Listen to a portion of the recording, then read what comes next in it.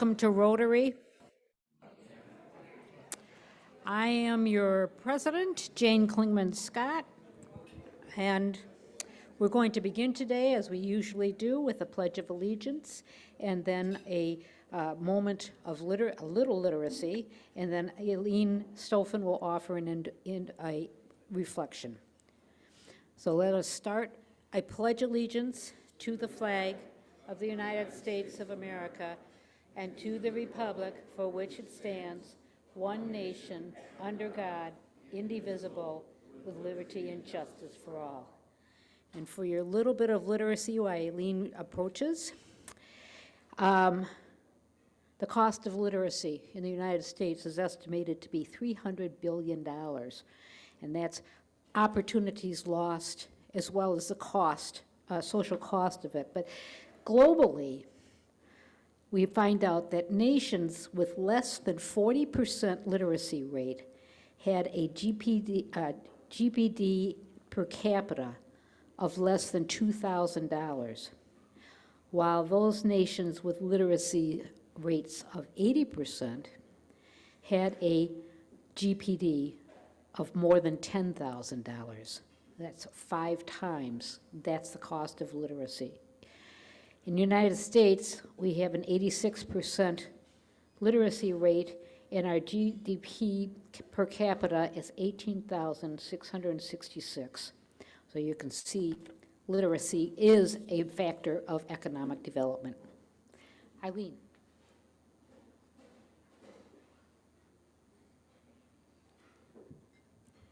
Thank you. My name is Eileen Stoffen. I'm the priest at St. Paul's Episcopal Church, right down the street. I thought it would be appropriate today to read a passage from the Wisdom of Solomon, in which Solomon describes wisdom as female. Wisdom is radiant and unfading, and she is easily discerned by those who love her, and is found by those who seek her. She hastens to make herself known to those who desire her. One who rises early to seek her will have no difficulty, for she will be found sitting at the gate. To fix one's thought on her is perfect understanding, and one who is vigilant on her account will soon be free from care, because she goes about seeking those worthy of her, and she graciously appears to them in their paths and meets them in every thought. The Lord be with you. Let us pray. O holy wisdom, direct us on your path. Make us worthy of your teachings and open our hearts to accept your embrace, that we may serve you in peace and grace. Bless this gathering of friends and this food. Keep in your care those who have neither friends to be with nor food to eat this day. Amen.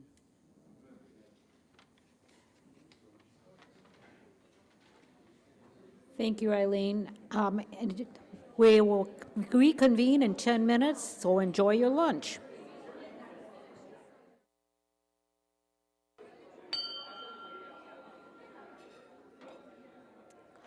Welcome back to Attention.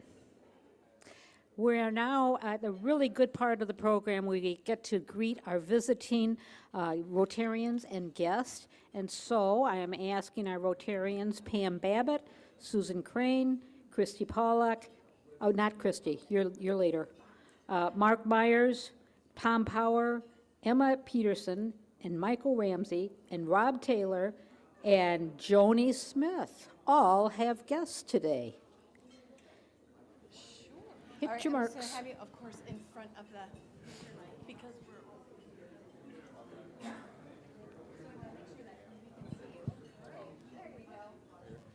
Hi, everyone. Susan Crane. This is Dimitri Poland, not Poland. He is a recent graduate of Michigan State University with a degree in finance. He's always wanted to live in the area. He grew up in Mona Shores High School. and graduated in 2018. He currently works for, yes, his father, Michael Poland, at Brayburn Wealth Management as an associate wealth advisor. And he has filled out his application already for Rotary and is going to be joining. So welcome, Michael. Or There you go. Of course, you know that you're out. All right, good afternoon, everybody. It's my pleasure to introduce my friend and colleague, Sam Jansen. Sam is the city manager of the beautiful community of North Muskegon. Welcome, Sam.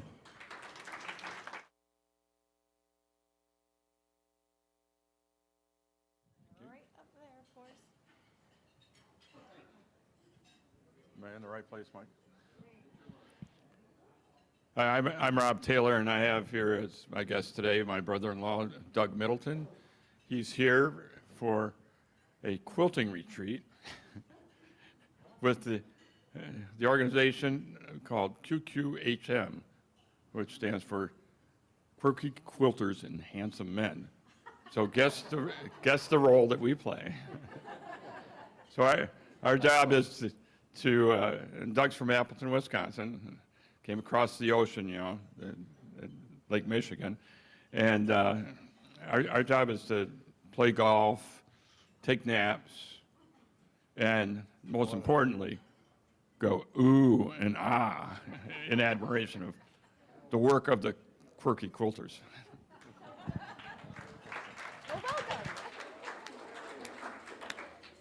Okay, I think he just recruited about 50 people for the Quilty Quirkers group.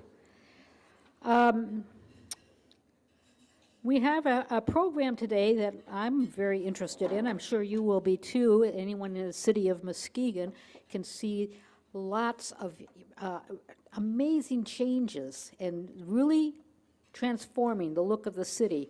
And a lot of that has to do with our speaker, and Dave Alexander now is going to introduce him.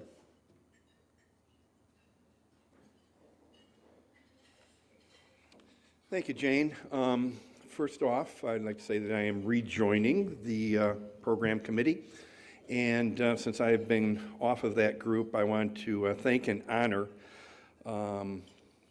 both Tim Arter and Chris Colley for all of their work and efforts. We've been having continued amazing programs. And another one here today. You've probably heard me talk many times about a historic transformation that we're having in Muskegon, and usually I'm talking about downtown or the waterfront. But just as important, and some people would say even more important maybe, is the transformation that's happening in our near downtown and urban core neighborhoods. And the topic today, as Jane said, is housing. And I'd like to introduce my boss at City Hall, Jake Ekholm, who is the Director of Development Services. He is a native of our town, graduate from Orchard View, Muskegon Community College, and Grand Valley State University, where he has a bachelor's degree in political science, international studies, and then also a master's degree in public administration, where his emphasis were in management and urban planning. He began his municipal career as city manager of both Stanton and Lakeview, east of here, and came back to Muskegon County for 3.5 years as Muskegon Heights city manager. He joined staff at City Hall in 2019 as economic development director, and then promoted on to development services director here in the last year or so. Lives downtown. Family is growing as he lives the topic that he is going to talk about today. Jake Ekholm, and let's hear about housing.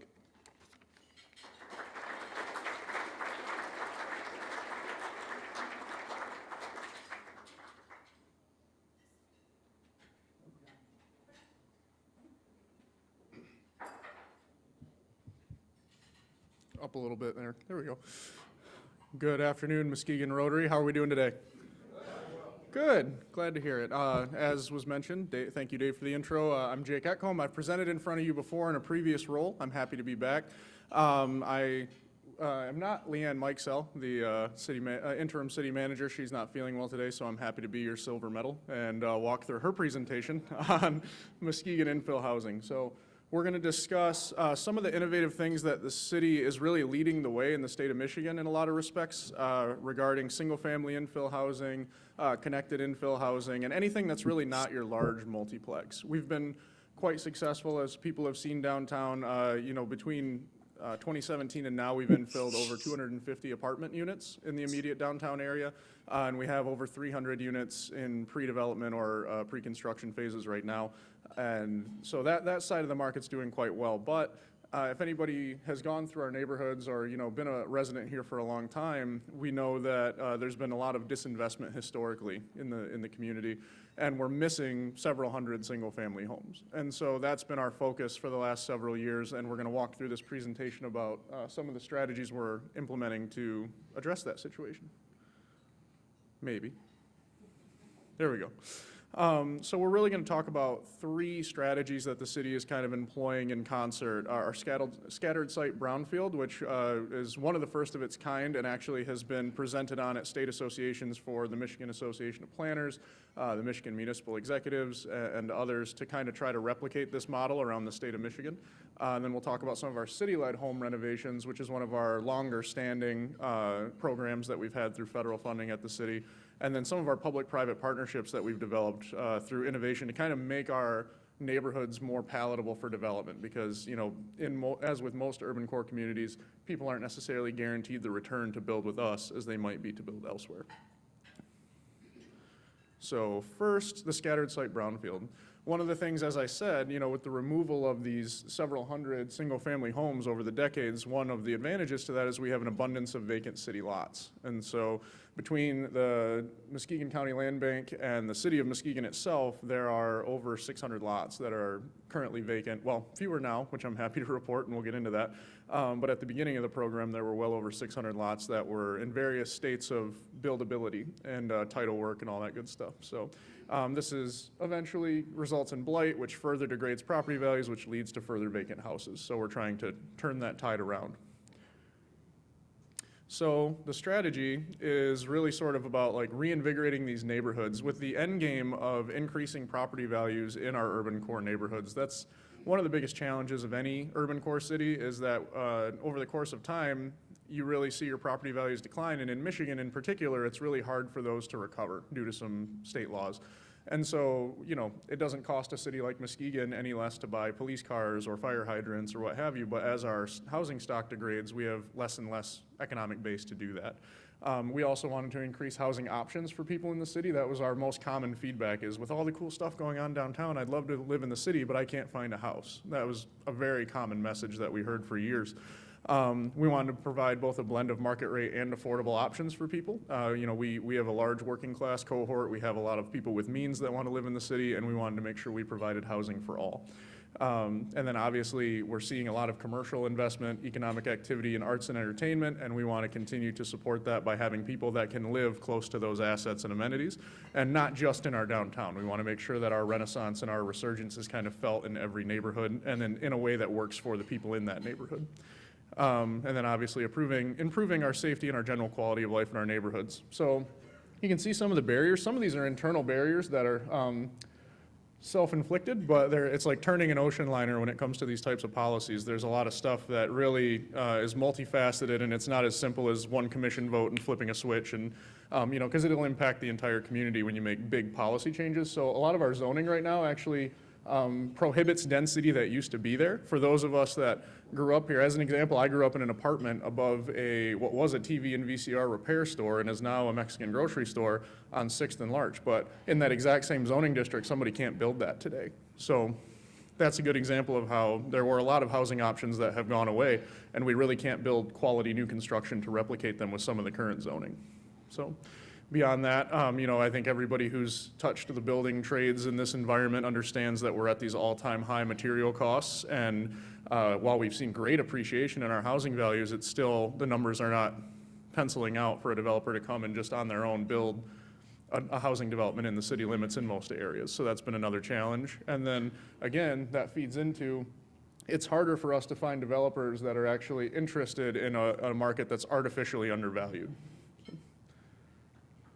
So, the plan here, basically, is we either retain city-owned lots and act as the owner and hire a builder to build them for us, or we sell those city-owned lots at a low price to developers in exchange for constructing them.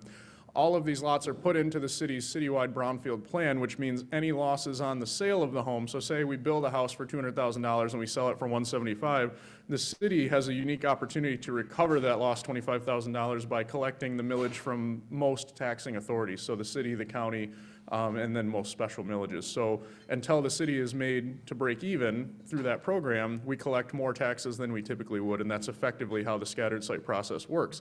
That allows us to undergird that builder and make sure that they have a pre-negotiated builder fee, and they don't have to worry about potentially taking a loss because all risk of loss is on the city, and then we mitigate that through the tax capture. So that's a short explanation to everything that's on that slide right there. So, as mentioned, just the city-owned lots alone in 2019, we had more than 400 that were buildable, quite a few more that weren't. This number, 42, that was as of last year, but actually we are over 100 new infill units, and then we are working, since 2019, we've built 125 single-family detached homes. That doesn't include some duplexes that were built at Terrace Point Landing next door over here, and we have, we think, just over 60 in the hopper for the next 12 months. We have 26 foundations in the ground right now associated with our scattered site infill housing program. So those numbers are a little bit dated, and that's just shows you how good this building season has been, because as of spring, this was pretty accurate. So with the higher construction costs, what we're noticing is the sales gaps are actually lower than what we projected. So we were projecting an average of about $30,000 to $35,000 of loss that we would need to mitigate through Brownfield on these homes, and we're sitting at an average loss more in the $15,000 range, which is exciting because that means we'll pay ourselves back quicker, and then all the taxing authorities that benefit from the tax from that new house will start to see their revenues sooner. So here's a map. I'm not sure how easy that is to see, but this shows everything that's been completed in our urban core neighborhoods. Anything in purple is where new existing housing stock was, where there was previously a vacant lot. And then if I were to overlay what's under construction, that would increase by approximately a third. So we're making very good progress. We have very motivated builders, and it's very helpful. So, and here's some examples. Some of you may have seen these. These are in the 3rd Street area. These are the connected townhomes that we've completed that are owner occupied. This is an example of a single story or a 1.5 story. And then we also complete quite a few 2 stories with attached and detached garages. We really try to shoot somewhere in between 1,300 and 1,600 square feet. You know, the average new construction size of homes in the United States is eclipsing 3,000 square feet, so we're kind of bucking the trend a little bit. It's one of those things where we understand that people that want to live in an urban environment are not as, they're understanding that they're going to be giving up some of those trends, those suburban housing trends. So the next phase is something that we've been doing for a long time, and now we're finding innovative ways to get new people involved, and we're taking a lot more risks than we used to in acquiring properties. These are city-led home renovations, so we actually have an on-staff full-time contractor that works for the city out of the city manager's office, and they focus on existing housing stock and getting them off the tax rolls and getting them back into the community. So basically, and this is a good problem to have. It's getting harder to find. We're having a harder time finding vacant blighted homes, which is we're all very grateful for.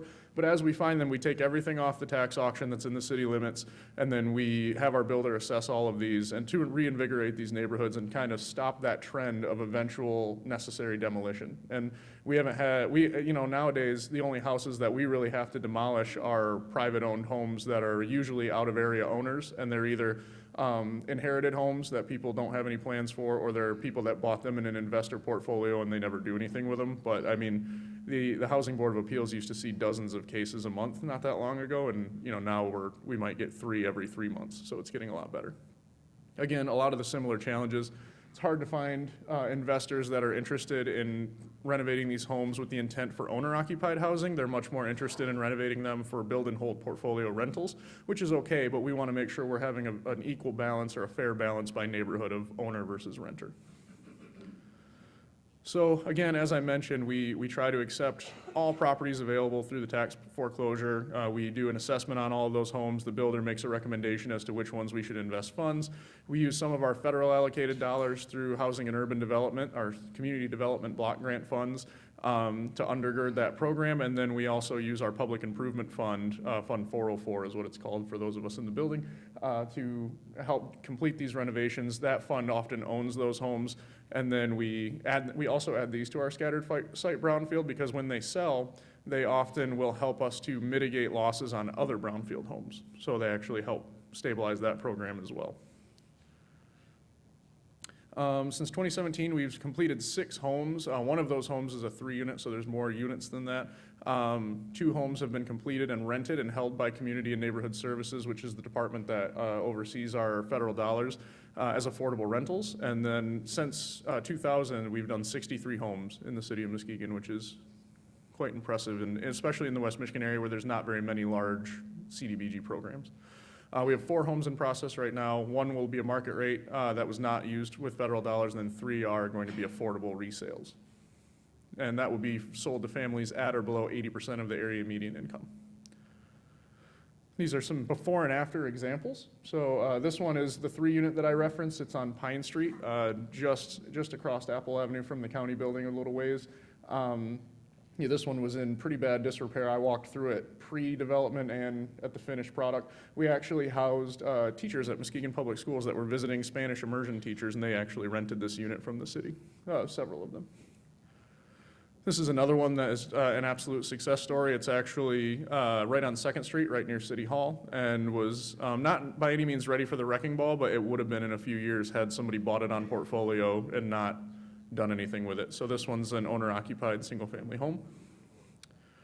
And then another owner-occupied single-family home. This one, the picture doesn't do justice. The inside of this one was a wreck. It was, you know, a lot of water damage, a lot of soft flooring. It would have been pretty easy for somebody to come in and say we could remove this house, and we managed to bring it back, and now again, an owner-occupied single-family home. So finally, this is something that we really want to touch on. So one of the things that we've run into is, even with the Brownfield program, the programming that we can put together, while innovative, really tends to favor developers that have a lot of means. So they have a lot of access to financing, access to capital, access to big crews to do scaled projects. And we're really working hard to try to diversify our building group and make sure that we're inviting everybody to participate, especially those that have been building in the city of Muskegon for a long time. So, you know, even with our large building partners that we've had for several years, we can't address every home in a reasonable time. So we've done a good job of bringing new people in to help address our unit shortage and to get more people involved. So again, you know, the goals being to increase the housing stock and to try to increase units to put a damper on the upward price pressure we're seeing. So, you know, we have a large cohort of folks who, you know, they're what we would call ALICE families, right? Asset limited, income constrained, and employed. So they're working class people. And if you born and raised or grew up in the city of Muskegon area, you know most people were used to being able to get a home for between $45,000 and $80,000. And those days are just gone. Those were artificially undervalued homes. And so now that our homes are approaching, you know, a more median market rate, we don't want to leave those people behind. So we're trying to increase the number of units so that the resale values can stop seeing so much upward pressure. At least 50% of the homes in these programs are sold as attainable to those ALICE families, so people that are 125% or below of our area median income. And you know, we run into all kinds of problems on these ones, so we tried to move a little fast, and we found out that a lot of these lots didn't have clear title. They had long-standing title issues. You know, my cousin's grandmother left my dad this house in 1970, and I live in San Diego, like those kinds of things. But fortunately, our city staff have done a really good job chasing down those issues and clearing titles. We're clearing them 25 at a time, which is the maximum the court will let us do. So if there are any court administrators in the room and they wanted to up that a little bit, we could talk after the meeting.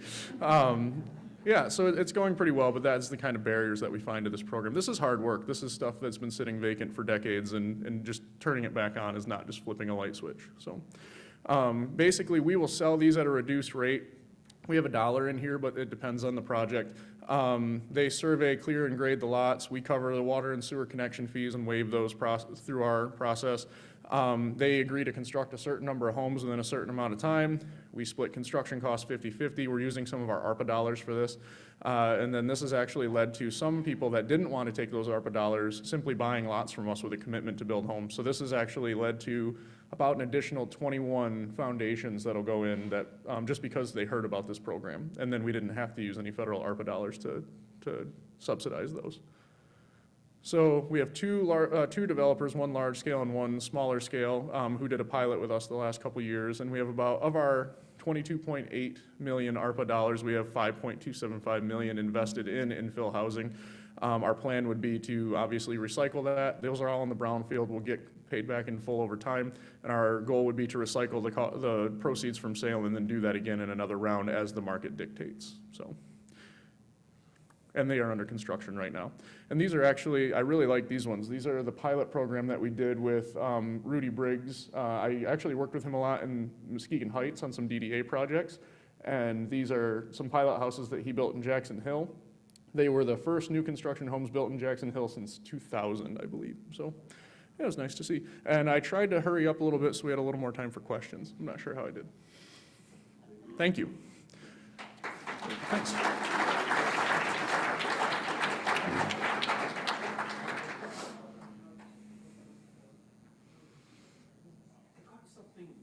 Hello. I caught something this morning on Channel 13 about the city looking at reducing the minimum house size. I don't know if that gets us down into tiny home territory, but maybe you could tell us about that. It does not. I came prepared for that question. So yeah, I'm actually a huge advocate for this. I was at my direction that the planning department started looking into it and making some recommendations. So we're not proposing to allow tiny homes as a use by right. Tiny homes traditionally can either be attached to a foundation or mobile, but they are defined generally as 400 square feet or less. That's how the International Building Code defines them. We're not proposing that. What we've proposed is a minimum build of 575 square feet in a single story. So obviously with a basement or with a second story, that'll be more than that, but that's the minimum floor plate and square footage that we would require. The reason for that is a few-fold. So first and foremost is affordability. So construction costs into 3-year projections are meant to stabilize, but they're really not meant to come down to pre-pandemic levels. And that's just pricing people out of the market. You know, your everyday folks, you know, even folks with 2 incomes often can't really afford new construction at $250 a square foot. And so the only real answer to that is to provide housing stock that has fewer material costs into it. The other thing that we've noticed is there's market demand among young folks, young buyers that are coming in that don't want as much square footage. And we've had people tell us that our 1,400 square foot houses that we're building are bigger than what they need and not buying them. So the market is leaning in the direction where if we're going to keep things attainable at the new construction side, we really need to kind of take a look at that. And the reason that we pick 575, that's not an arbitrary number. A 20 by 20 floor plate is 576 square feet. So that's the reason.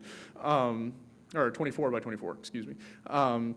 So that would be the reason. And so the other thing is more of an ideological policy-based recommendation. You know, if you look around the city of Muskegon and its neighborhoods historically, Campbell Field, Sheldon Park, Jackson Hill, there are many homes that are less than 700, less than 600 square feet. And a lot of them were built as workforce housing by the large industries that we had here at that time. But we've since, you know, over the course of decades, taken on more contemporary zoning that I think was meant to kind of speak to what was after, what people were after in suburban markets, and they really didn't even fit on our lots. So I'll give you an example. We used to have houses that would burn down on 40-foot lots, and our zoning wouldn't allow people to rebuild their houses because they couldn't build new construction on a 40-foot lot because it wouldn't fit the minimum lot size or the minimum size requirement.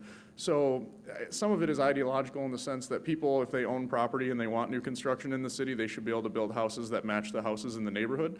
And it's also somewhat an economic equity issue where if that's what people can afford, they should have access to new quality housing and not just older housing stock. So that's the reason we're moving in that direction.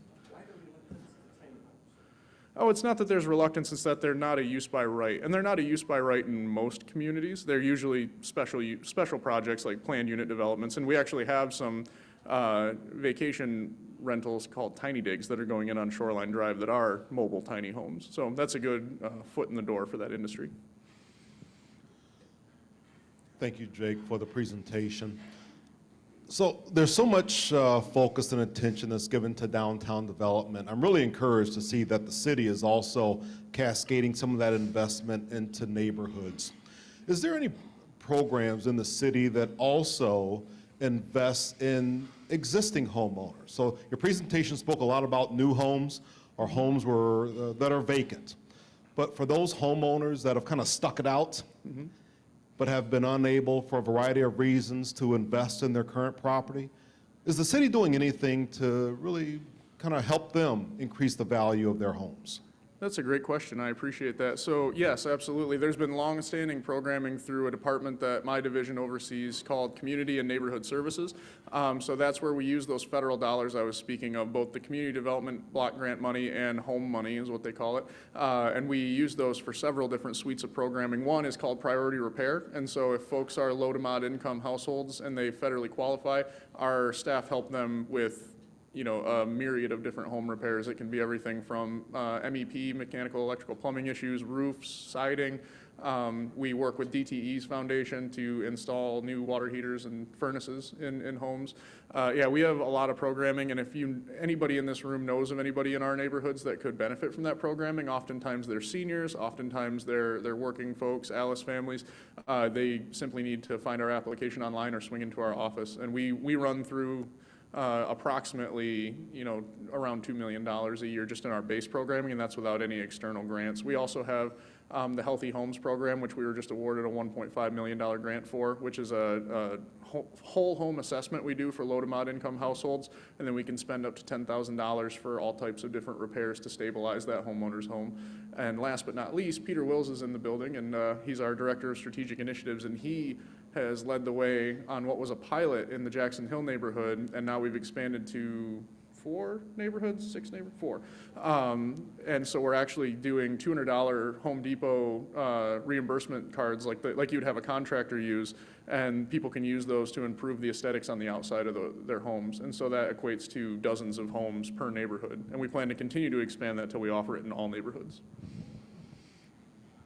Jake, I am familiar historically with Brownfield grants. Are those still available to your program? So yeah, that's a great question. Brownfield is sort of this blanket term that people often associate it with like in dirty industrial. That's kind of what people think when they hear that thought.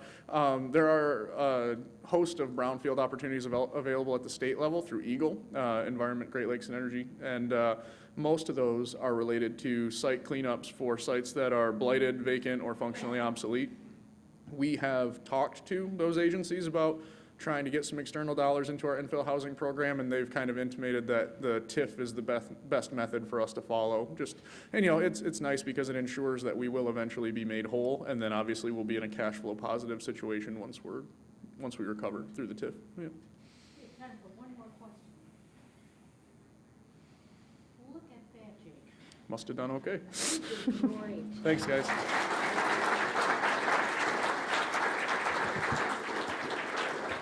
Thank you, Jake. That was a wonderful presentation, and we will be contributing to a literacy fund in your honor. Thanks for being our speaker. And now we have birthdays. Everyone loves to have a birthday. And we have one for Ginny Sprague, who was born on August 18th, John Wahlberg, August 21, Emily Morgenstern on August 22, and Judy Hayner on August 24. I'm pretty sure we have, is Emily here? Who's Judy? We're going to sing to you. Happy birthday to you. Happy birthday to you. Happy birthday, happy birthday. Happy birthday to you. And in honor of that, okay, there we go, all right. Yeah, I'm actually a witness to that. Oh darn, I forgot my purse.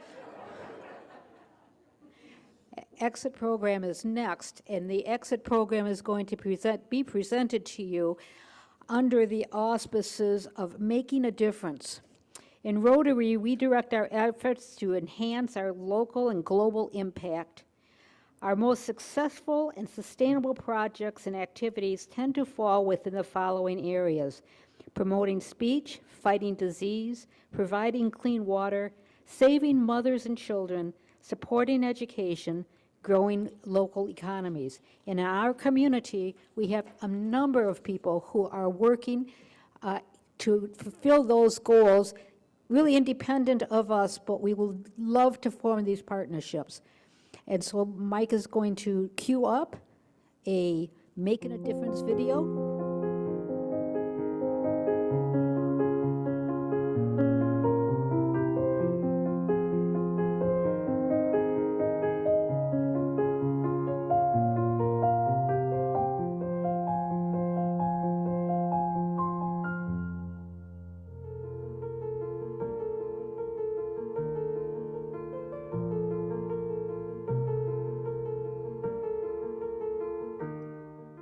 Henrietta Hadley, Program Manager. Well, it started about 8 years ago here in Muskegon County, serving individuals that were incarcerated in our Muskegon County Jail. And the goal is to provide tools, resources, and support to individuals as they are making that transition back to the community and also back to their families. Well, in growing the economy, if we look at our workforce development and we look at workforce in general here in Muskegon County, if we can supply our exit participants and graduates with the job search skills, with the job readiness skills, some of the training that is needed so that they can go into some of our manufacturers, become entrepreneurs, and really add to our economy, having the right tools and the right direction is going to be key in growing our economy. And then in terms of peace, because Exit is a part of mediation and restorative services, which is a mediation and a organization that is really thriving on improving communication in our community and helping individuals with conflict resolution and just having the hard conversations about differences, that's going to generate peace. And when you are really confident in the life that you're living, the number one goal is you want peace. And if you're living a prosperity lifestyle, then you want to protect that, and you are going to be more peaceful in terms of how you react to situations that may come your way.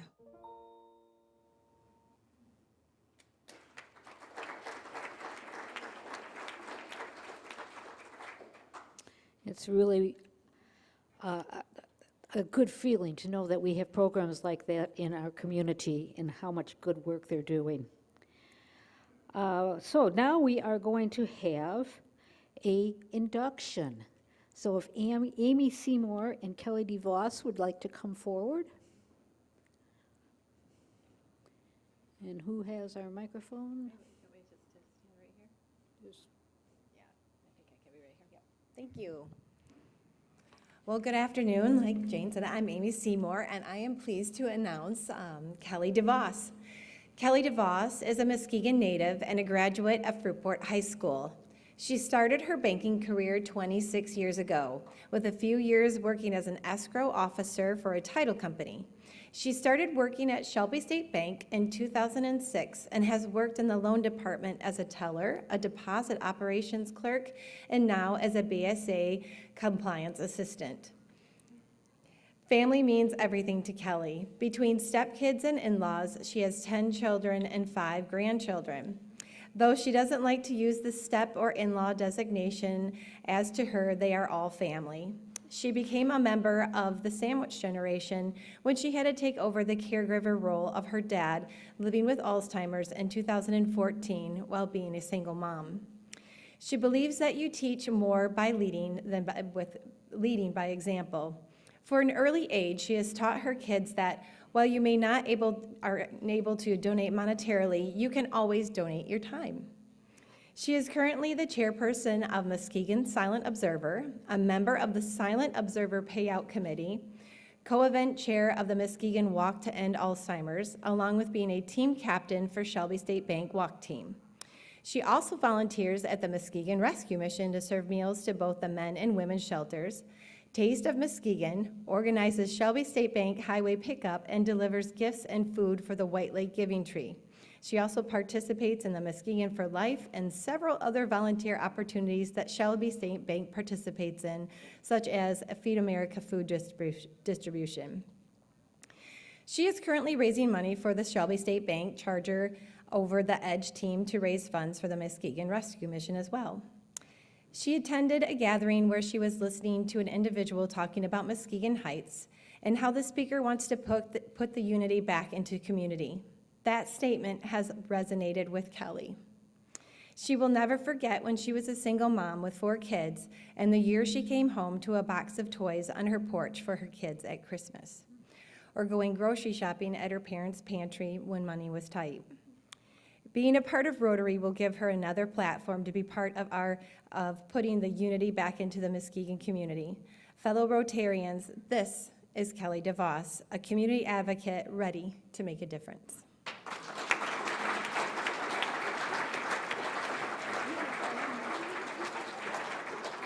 She has time to work. Oh, you might not want my notes. I like your notes. They're very good notes.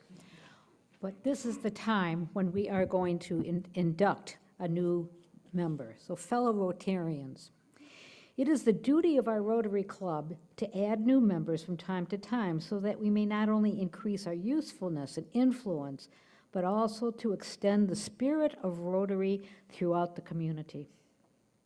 Today, I welcome to our ranks and admit to membership Kelly DeVos. You have been elected to membership in this club because of your fellow members believe that you are worthy of representing of our calling and also possess qualities that will permit you to exemplify the true spirit of Rotary in our public, business, social, and private lives. I wish to impress upon you this is the tough part. They lost it's a very important and poignant part that we're impressing upon her. And it's 10-point type, and I don't have glasses. Being Rotary is not a walk in the park here.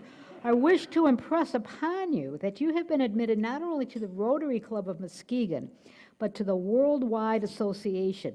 And by virtue of your membership in this club, you will be welcomed into the fellowship of any Rotary Club in the world. The honor and privilege of Rotary membership carries with it duties and obligations. You will be expected to attend club meetings regularly, to perform your share of club service, to place your knowledge and talents at the disposal of the club in its task of carrying out the principles of Rotary into daily life of the community. I ask all members to rise. In the name of the Rotary Club of Muskegon, I now formally admit you to membership in this club and to affix on your lapel, not your label, on your lapel.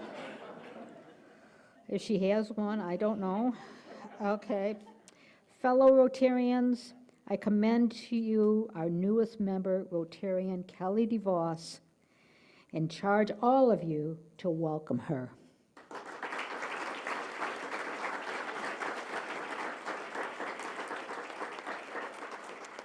This comes with more gifts.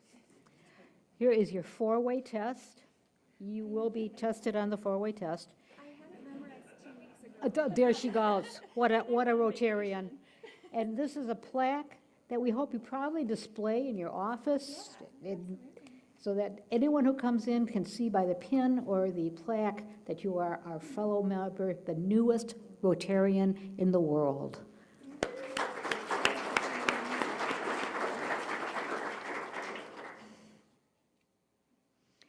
And now we're going to announcements.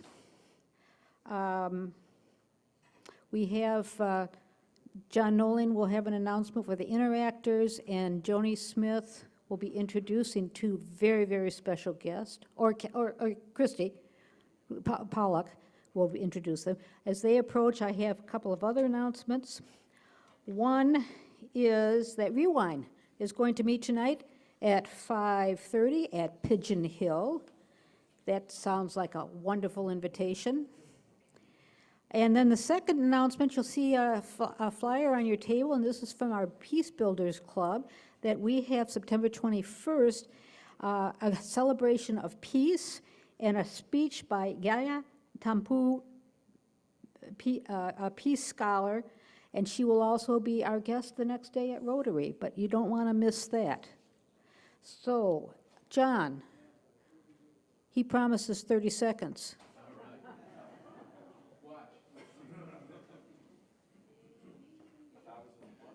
Okay, you can start now. 4 years ago, this many people signed up for Day of Caring. So far, we have this many, and we need 24, because there'll be 24 interactors working on veterans' homes and pioneer trails up on Big Blue Lake, doing some work up there, and a number of other sites. We're forming a team of over 40 of us, combined with interactors from 3 high schools. So if you have Friday, September 9th available, come and see me, and we can sign you up. How much is that? He did it. He did it. 30 seconds. Because we want to have our time to introduce our inbound students. And Christy, would you have the honors? Konnichiwa, guten Tag, Swazishin Bay. Good afternoon. One more? Okay. Right here. Oh, okay. Ooh, not good angle there. Anyway, I am happy to introduce to you our inbound exchange students who will be here for a year. They will be attending Rotary meetings the first Thursday of every month, so please make an effort to introduce yourself and get to know them. So first I would like to introduce Emma. Emma is from Sivalschen, Austria, and she is from the Vlecklebrück ACT Rotary Club, which has about 54 members. So Emma, would you like to introduce yourself? Hi, good afternoon. As you may know, my name is Emma Kriechbaum, and I am from Austria, like you said before, and it was the Rotary Club Seymour Vlecklebrück. You did it really well, but it's a little different, the pronunciation. I'm 15 years old, and my hobbies are rowing, rock climbing, and skiing.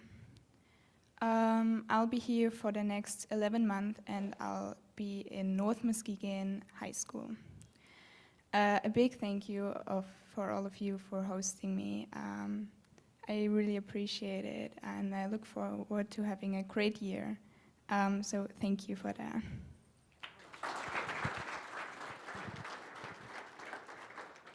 Now I would like to introduce Design. Design is from Singbui, Thailand, and she is from the Singbui Virashon Rotary Club. And so here is Design. Hi, I'm Design. I'm from Thailand. For my hobby, I like to bake and travel with friends. And I think this year is my best year of my life. And I'm glad to see you all. Thank you.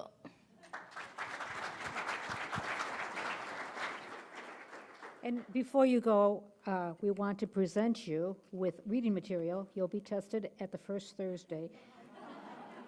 And a laminated 4-way test. And don't get jealous, Kelly, that they get the laminated ones.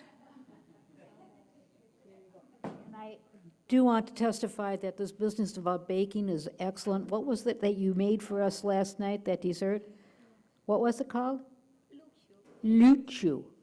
Luchu. And if you ever see it, they're beautiful and they were tasty.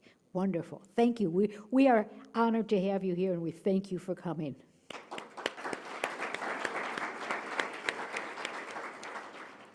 And now we are down to the raffle. And is that Ed? Excellent.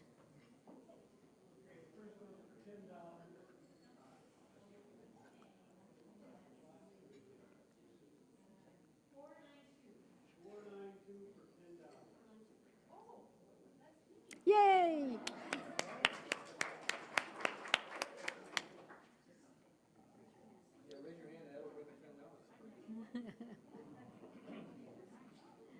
No, I saw that, Amy.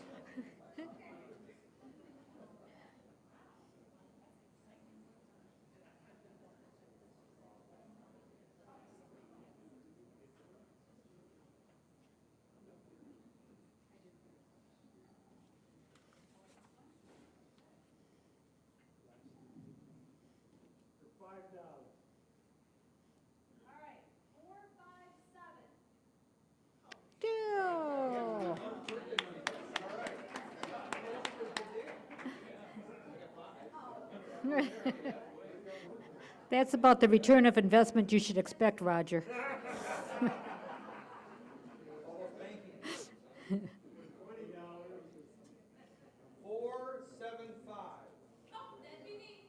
Yay!